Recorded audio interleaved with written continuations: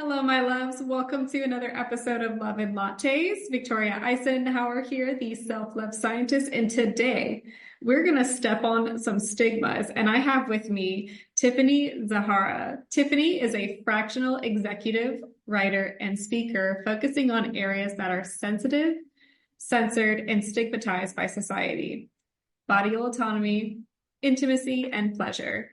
In addition to her fractional work, Tiffany works in business growth and development. She helps educate and empower others through normalizing the narrative around taboo topics. Welcome, Tiffany. Hi, Victoria. Hi, everyone. I'm so excited to be here. I'm so grateful. I feel like we kind of connected, like it could have been a connection down the line. And whoever connected us, thank you so much, because I know we've had some very insightful conversations. But first off, I would love to know, what are some of the taboo topics, and I use air quotes here, that you want to reframe and change the stigma on? Well, I think we spoke a little bit about feeling safe in your body. We all want to experience pleasure, orgasms all around, but how do we experience that pleasure when you don't feel safe in your body? And so that's one of the topics that I think is not talked about enough, on how to feel safe.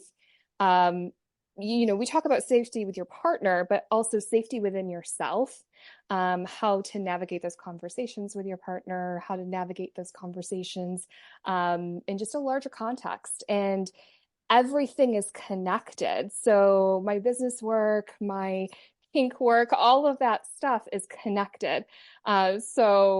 There's that adage that how you do one thing is how you do everything, and everything's just intertwined. And we, don't think about that enough. We focus on the grind of, let's say, business, and we may have it at the sacrifice of our personal life, but everything's meshed and it needs to be talked about.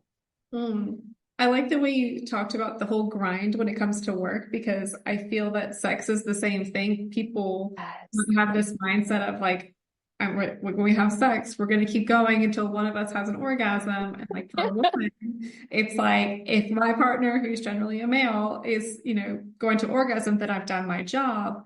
Or the other way around, it's like, at the end of everything, I think one of the questions that, I'm trying not to smile, but at the end of the act, when they ask you, did you orgasm? I think that's a lot of pressure. Yes. Did you come? And it's like, yes, or they're waiting for you too. And it's just like, especially if they tell you and you're like, yeah. Yeah, I'm already having enough of a tough time, and I see you going down on me, and you're just you're waiting, and it's just like, I'm trying. But it's interesting with men. I've heard so many times that they have sex to get out of their heads. But women, we are so in our heads that sex doesn't separate that. And so often men don't understand, oh, sex, you're just going to release, when you actually come, when you have this flood of endorphins and flood of all these, the oxytocin and all these things, and you're going to feel so much better. But they're not understanding the whole other aspect of what we are going through in our heads. And even when there is that pressure to orgasm, when you're like, they feel so accomplished as a man, yes, I made her come. And then it's that pressure of you're still great. And also, yes. And that's why it's wonderful to be having sex with women, because women get it, but it's when you're having sex with men that it's just there's a disconnect. And it's, fragile egos. And, same thing on our end too. We want to make the man come, and it's, or if they can't stay hard. And, cognitively, we understand that there's so many other variables that are going into keeping an erection. But at the same time, we as women will be like, is it us? What's going on? Did I do something wrong? Am I stumbling in the wrong light? Did I moan wrong? It's really awful though. I'm really glad we're having this conversation, because I do feel like it can disrupt and also create a unnecessary barrier in your relationship where it's like, Yes. oh, I couldn't help but notice like you didn't finish. And from, personal experiences and having these conversations, it's, sex is not just about the orgasm, and Yes. that's where we kind of intertwine intimacy. Like for women, yes, our brains are directly correlated to our pleasure. So if I'm in my head or Mhm. you're in your head during sex, guarantee it's not going to happen because you've got 50 tabs open right now when it should just be the one, and the one should be about you and your person in this moment. But Mhm. you can't, I think what we're going to get into is the fact that you can't get into it if you're not even wanting to be in that space, like Right. some of us might put us in situations where it's like, I'm here because of, I'm acting out of fear, or, maybe you're having sex just to have sex because it's primitive. I hear you. Right. Yet I think it's important to have these conversations like, I need a little bit more time with foreplay, or I actually enjoy giving more than usual, because it's important to kind of establish these dynamics before you go in a little blindsided. Movies Mhm. kind of take that away. Like they think you just kind of, smack into each other and it's like fireworks and yummy, warm honey dripping and all this, Mhm. can be, I think, as long as you have these conversations, establishing, the way we feel within ourselves. Like, do I feel safe to truly let myself let go and experience orgasm? And I think some of the best orgasms come from your capability to just let go, because you feel, you don't feel just confident in yourself, but you feel safe to receive this person. You feel safe to be in the space with this person. What do you think?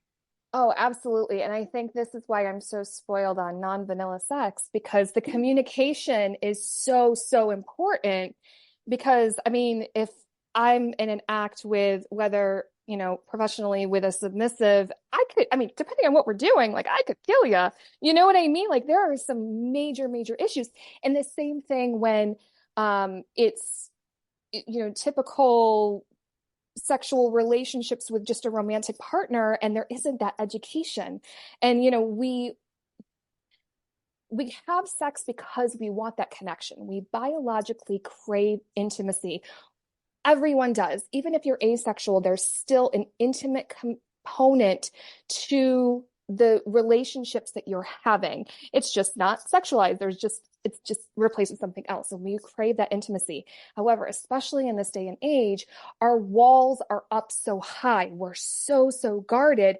And so to even have those conversations about, I couldn't stay hard because I'm stressed about my deadline, or I didn't orgasm this time because, I know the kids are sleeping, but at the same time, like, can they hear us? We're at your parents' house and the walls are super, super thin, and like all of these things that we're even more vulnerable. And that's scary to us. That's absolutely scary. But in a dynamic where there's I guess a little bit more heightened stakes because that's just the dynamic of things. You have to have the communication and you have to have that constant check-in with one another. Um, but people don't understand that. And there's not the conversations about aftercare. There's not the conversations on all these different things. And it's really interesting that you were talking about, needing more foreplay. I'm somebody, I see everybody is different. I don't want foreplay. Let's fucking go. We can have the foreplay afterwards. I will blow you after you've come, get you hard again, and we'll go again. But Yeah. like, that's me. And that is not the typical woman. But you need to have these conversations Yeah. because every woman is different and every man is different, even though we sometimes like to lump all men together. Every man is different, like every woman is different. And we need to have this communication with whomever we're having sex with. Absolutely, I agree. And it is important to understand that there are different like gas pedals when it comes to experiencing sexual pleasure. As Tiffany said, like if you're ready to go, let's go. If you're like, you know what, I would love just a little more, a little more touchy, hands-on, maybe Yeah. some music, candle play, whatever you're into. And I think I do think it's important. So when we right even before before we even get into like this scenario or like find ourselves like oh connecting with someone, we keep talking about having these conversations and creating safety. How do you know if you're not safe? Or Mm. and I want to use this word a little lightly because I think there is a Yeah, difference between like a right. dangerous situation and also what we're talking about today is going to be more of the safety to feel connected. So Mhm. for us to kind of like go in that direction. I think this is where it's really, really scary to go through and do that inner work. We need to recognize what our triggers are, because when you're starting to disassociate in the act, that's an that's an indicator that you're not feeling safe. Something happened, and it's not necessarily that person. It could be a scent. It could be something that just maybe you caught out of the corner of your eye, from the window, like some street light, some shadow. It could have been something, anything.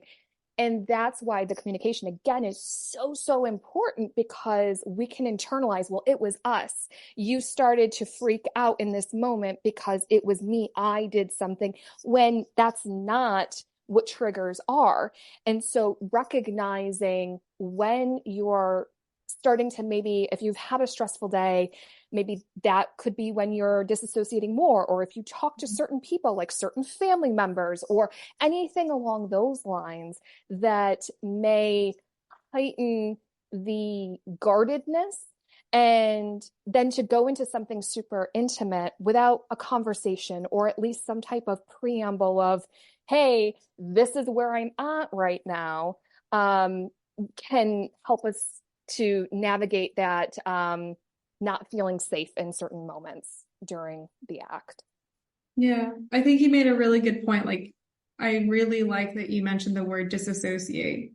I Yeah. think that's something that can really take a huge chunk out of the moment. Like, you can be with someone that you're really excited about, but then the moment you've checked out and it's no longer even about being with them and you're on another planet, I think it's very important to kind of check in and be like, what am I making this out to be? What narrative is Right. playing in my mind versus focusing on them? And I think that's something that tends to, and then you end up having unsatisfying sex. And then there's that pressure of like, well, I couldn't help but notice like you wouldn't look at me or you didn't You're push just trying to at get me. through. That's all. I can tell you're just trying to get through. You're not enjoying yourself. How many times have we heard that? You're not enjoying yourself. You're just going through the motions. And it's like, because Yeah, hmm I think it's when I hear the word disassociate, I do think of also the fact that I think it's important to talk to, whether you're in your own practice or you're about to enter a practice. A lot of us, like right now, it's so easy to be like in this grinding mindset.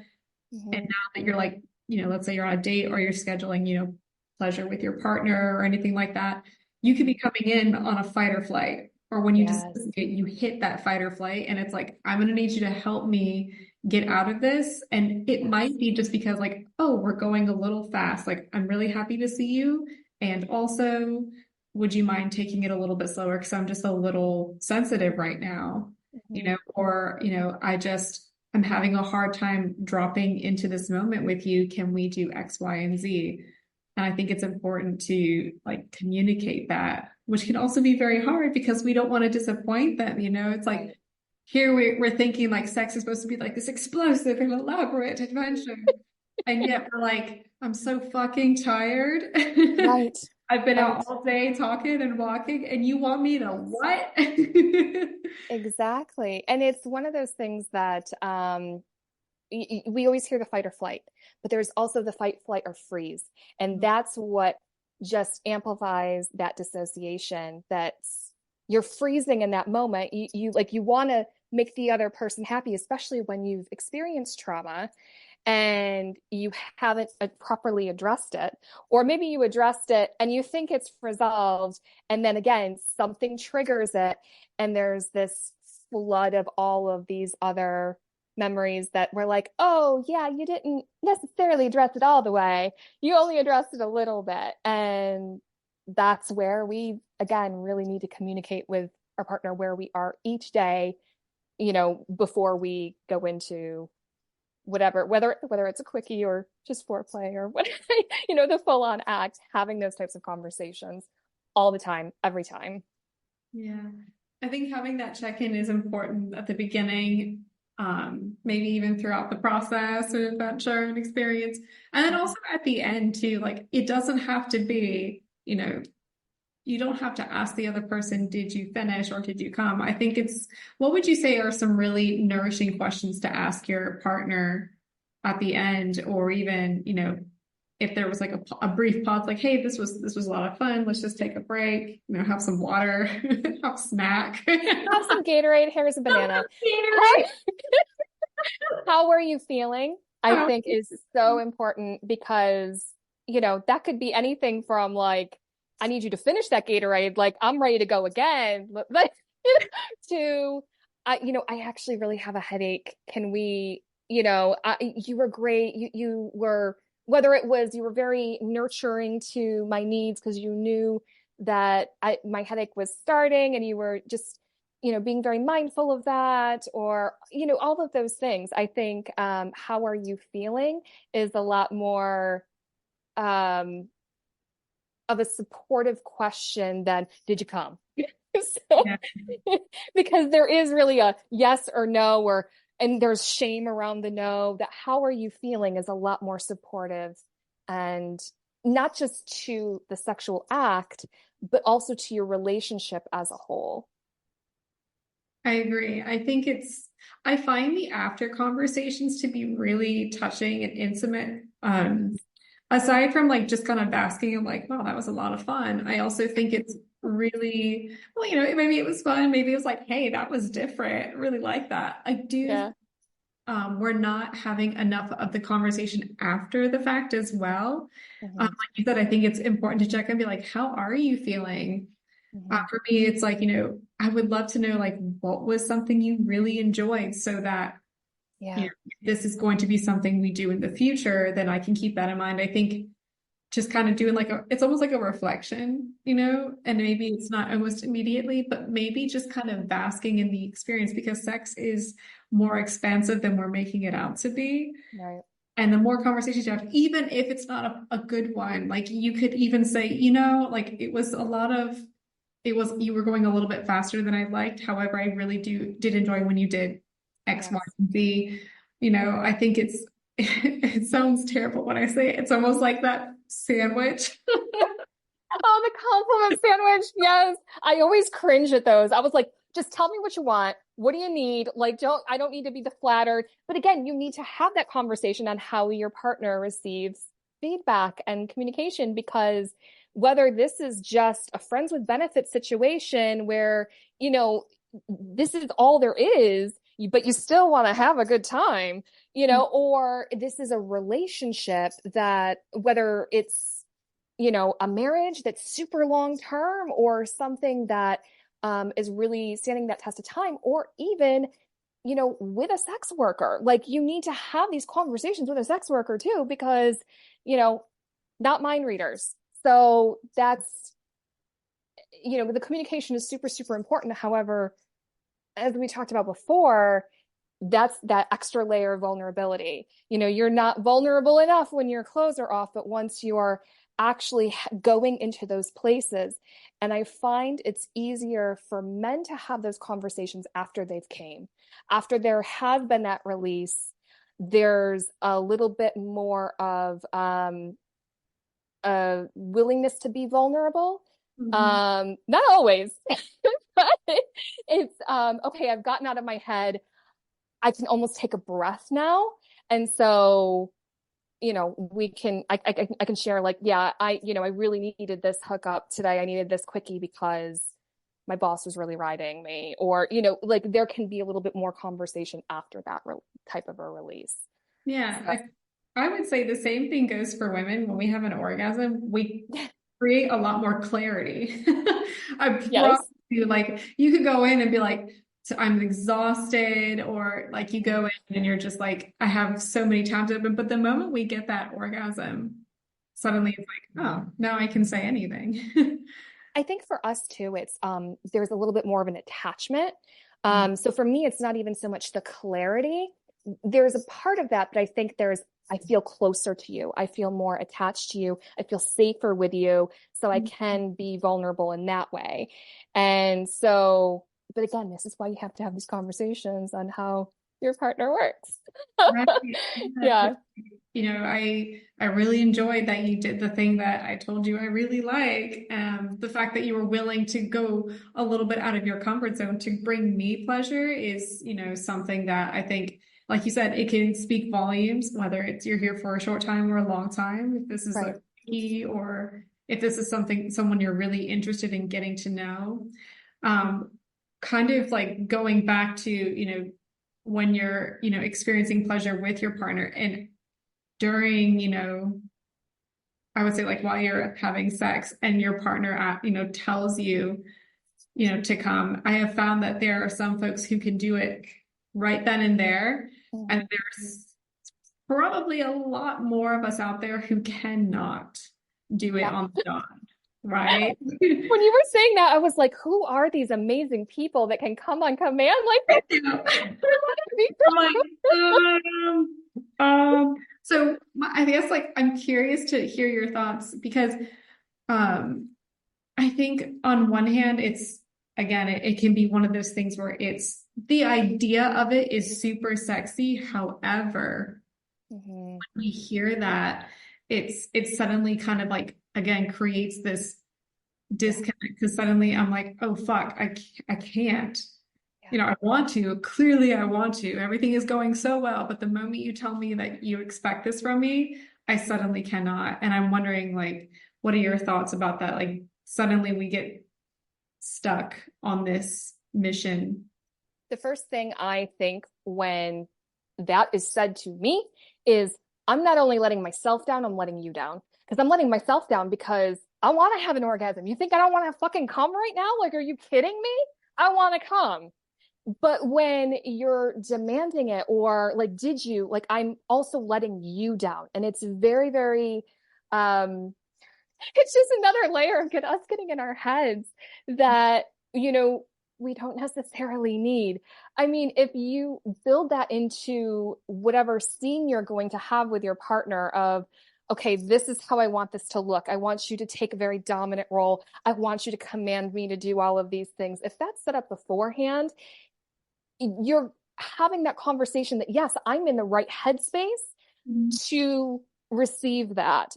But if you're not, that's just, it also almost leaves a sour taste in your mouth of like, I don't necessarily, I'm not necessarily looking forward to the next time because I'm going to let you down again if I don't come. And I'm, you know, it's just that added pressure and it's dreading actually having sex.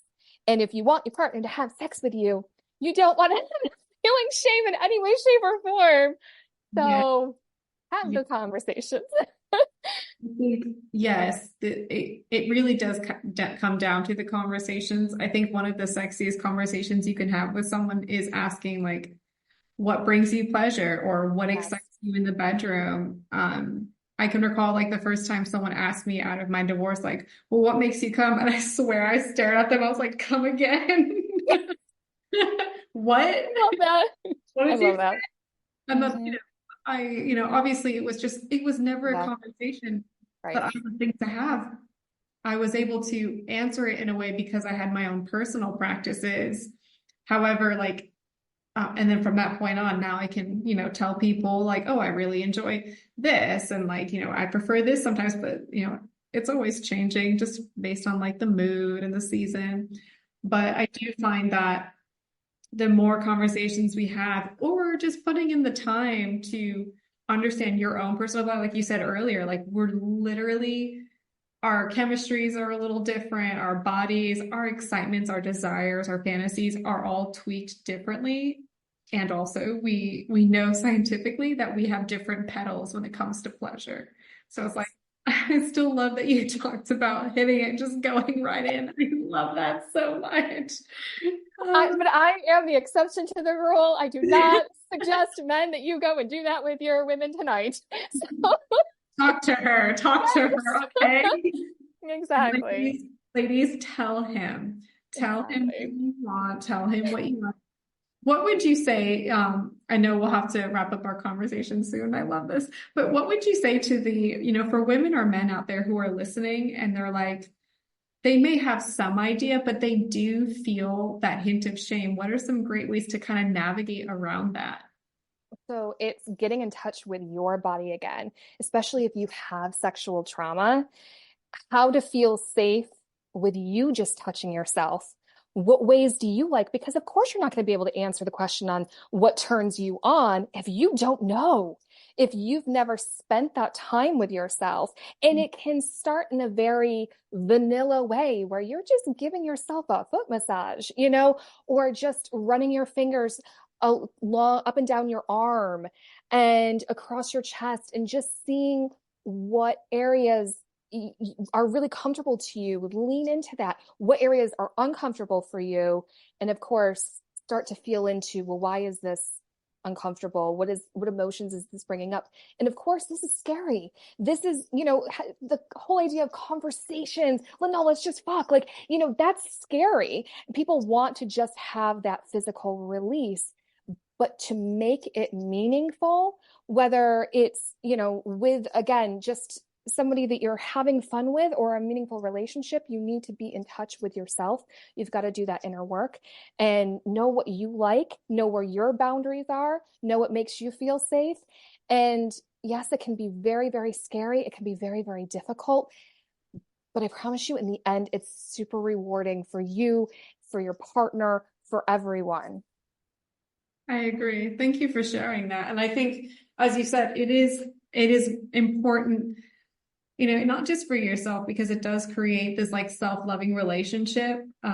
But the longer you hold on to this identity or this unrealistic presence that you're supposed to be, the more you're suppressing and shutting down real, authentic, raw parts of yourself. Right. You could be, for so long, you could be, this innocent woman, like who's all she's known her life is to cover up and be quiet. But in the bedroom, you want to be the dominant one. You want to Exactly.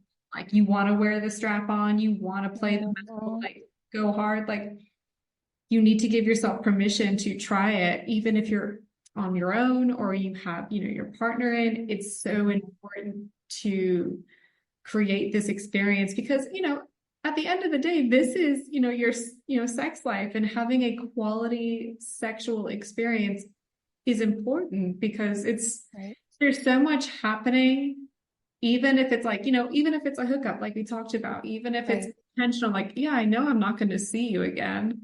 I've made that very clear. However, if I can't go into this experience feeling myself, I can guarantee you're not going to leave feeling any better. Exactly. Exactly. And it's so important what you were saying about, even if you want to just own having that strap on in the bedroom, but still being more of that demure woman in the public facing life. I always say, because I get a lot of law enforcement and military coming to me to be submissive. And I always say that the pendulum can only swing so far to one side for so long. You have to integrate both parts of yourself. And that is the feminine side and the masculine side in both people, like in all people. We all both have both sides, and it's not shameful. We want to throw all these stigmas and names for all these things, but in reality, we are a whole person, and we need to be able to integrate all of these different facets of ourselves. It can be scary, but it's a completely amazing experience when we do. I agree. This has been such a juicy conversation. I think the last thing I would love to ask you, what is something you wish more people knew about when it came to sex and the stigma around it? It's again, it's all about that intimacy, that connection. And everyone has these desires to be intimately connected. Again, not excluding asexual people, there's still that desire for intimacy. We all have this to varying degrees. And so to throw shame around it just suppresses more parts of ourselves, and it'll manifest in other ways. When we are constantly stifling certain parts of who we are, it'll show up in illness, it'll show up in mental health issues. And so the more we embrace these parts that we're trying to hide, the healthier of a human we're going to be. Amazing. That was so fantastic. Tiffany, thank you so much for this raw and pleasurable and sexy conversation. I think we hit a lot of really good points. And for those listening, I hope this brought a lot of insight. Again, we're here to step on the stigma. We're here to make sex sexy again and satisfying. And it all comes down to just being, being who you are. And Tiffany made a really good point earlier about learning to create safety within yourself. And it all starts with self-love. So get to know yourself a little more, play. There's so many things out there. There's so many things. You don't have to be like it is in the movies. You don't have to be like it in the books, but you can model, you can kind of model after it if that's something that turns you on. So again, Tiffany, thank you so much. Like, I'm so blessed to have met you in this conversation. I'm really excited for the work that you're doing. Thank you. Yes, thank you so much for being here. And guys, thank you so much for tuning into another episode of Love and Lattes. We'll see you in the next episode. Bye.